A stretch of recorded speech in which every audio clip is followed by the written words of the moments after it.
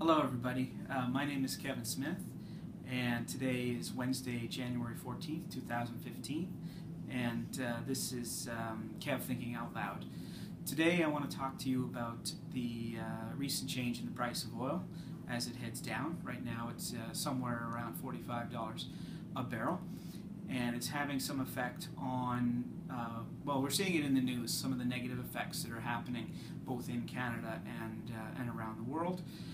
But I want to give you my thoughts on what's really going on here, at least what I think is going on.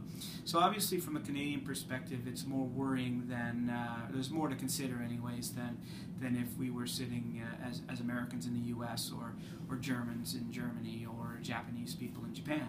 And that's because the Canadian economy has been fairly heavy in energy, oil in particular, and a lot of that coming from obviously Alberta, Saskatchewan, and Newfoundland. And there's a lot of employment that it has.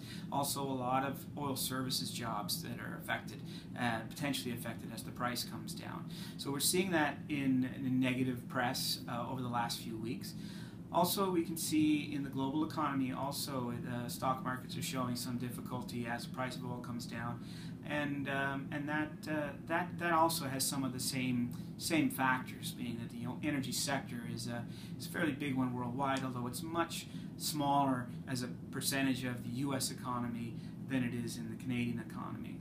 And so as Canadians, we're more uniquely affected, I guess, compared with the United States. It also has an effect on the Canadian dollar. You're seeing the dollar come down with the price of oil. That's quite natural. But let's not lose sight of some of the medium and long-term very, very positive effects that are likely going to happen here.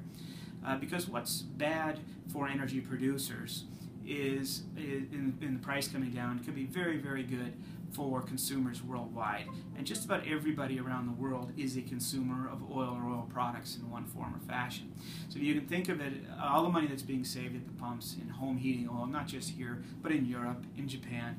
Think about most of the strong manufacturing economies of the world use oil. Oil is a big production cost. That's a source of an input cost.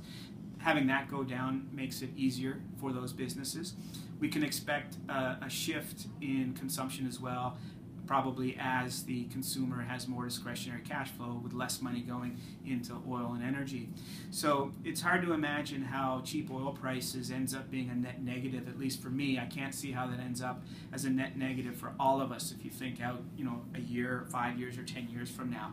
What we're seeing in the news today is just the immediate negative effects that it's having on the energy sector, the Canadian economy, the Canadian dollar.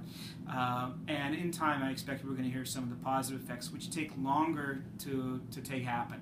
So you think about the employment that may shrink in the energy patch in the west coast of Canada.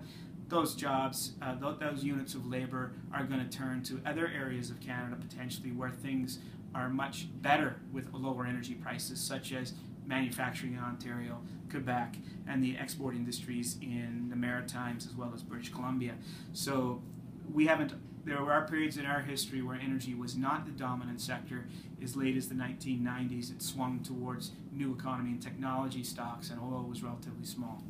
I don't think this event has a lot in common with the events of 2008 and 9. The price of oil also fell then. But that was more of a demand event where, because of the financial crisis, demand basically collapsed for just about everything, and with it the demand for energy fell, and the price therefore fell with it. I think these price events, the decline in the price of oil, is much more in common with what happened in the aftermath of the first Gulf War in the early 1990s, and the supply curve once the war ended dramatically shifted to the right. There was a glut on the market, and the excess supply caused the price to stay on an average somewhere around $20 a barrel for most of the 1990s. I think that what we're in here has more in common with the 1990s because it's a supply event that's happening here.